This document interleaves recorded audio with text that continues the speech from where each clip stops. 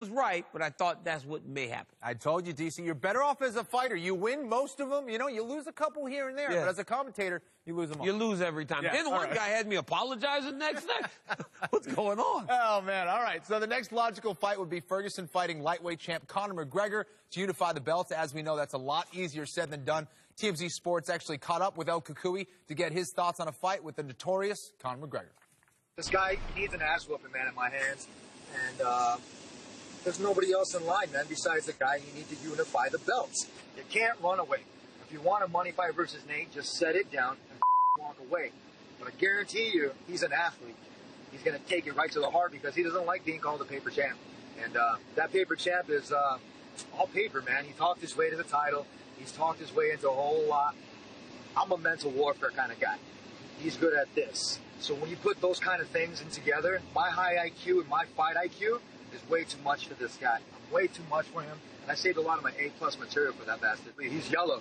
I mean, honestly, he has no backbone. He has no spine. He's never mentioned my name ever. He said he was going to watch this fight. Not only did he watch the fight, he's sitting there on his yacht drinking a beer saying, holy I got the boogeyman on my tail. The Grim Reaper's coming from my ass. That's what he's saying, dude. I have his number. That is a fired-up Tony Ferguson. But on Friday, Conor tweeted this Grand Theft Auto Vice City video game-inspired tweet with one single word, Tony. So I guess Conor has now said Tony's name, DC. You know, and then right after that, Tony Ferguson releases this gem on Twitter, right? So he's very creative, this young man, I must say. All of his opponents, he's the Grim Reaper, just really looking forward to fighting Conor McGregor. You know, Tony Ferguson is a different cat. And it looks as though he took some time and energy to make this video. But the question is, Flo, does he have too much time on his hands? Right. I mean, it's interesting. It's entertaining. It's building up the fight. So what do you think's going on? Is this the next fight that needs to happen or what? First off, Tony, you know, great performance. But to say Conor's only talk anymore is beyond the fact, right? Because he has backed it up on a number of occasions before. The argument that he was talking his way into title fights and all this. Okay, but now you've beaten Aldo, the longest reigning featherweight champ of all time.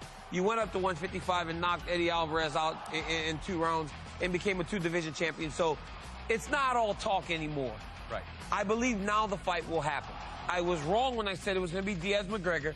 I believe now Tony has gained Conor's attention, and I believe these two men will fight and unify those titles. Now, you got to be careful, because what you ask for at times isn't necessarily what's best for you. Right, and listen, I talked about this before as well. I thought Nate Diaz and Conor McGregor, that's the bigger money fight. But as far as the fight that should happen, it's Tony Ferguson. I mean, the guy has done everything to deserve this next shot. I think it's a fight that makes a lot of sense. I think it's going to be an exciting fight.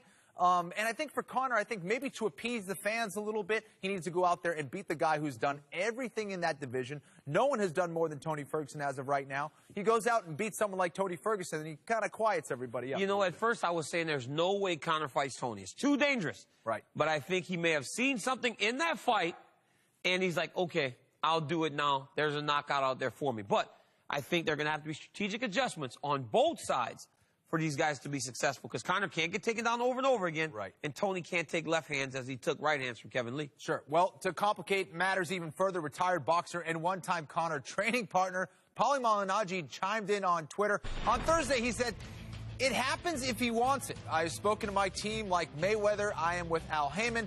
I know Heyman has reached out to Dana White. Does Conor versus Paulie in the boxing ring interest you at all? You know, man, I like the McGregor-Mayweather thing because both of them were very dismissive of each other.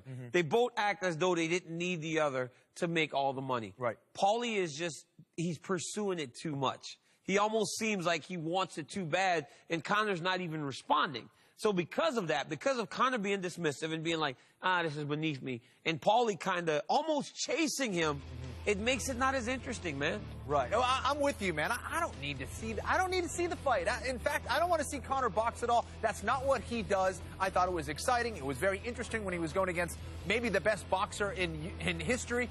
But, you know, I'd rather see him fight in the octagon. That's what he does best. That's the fight that interests me more than anything else. Pay-per-view, they follow Conor regardless. He'll make money in either sport. So, At UFC 216, Tony Ferguson made history. He became the first interim lightweight champion in the UFC's history. But that was only the second biggest history-making performance that night. Karen Bryan, would you tell us all about the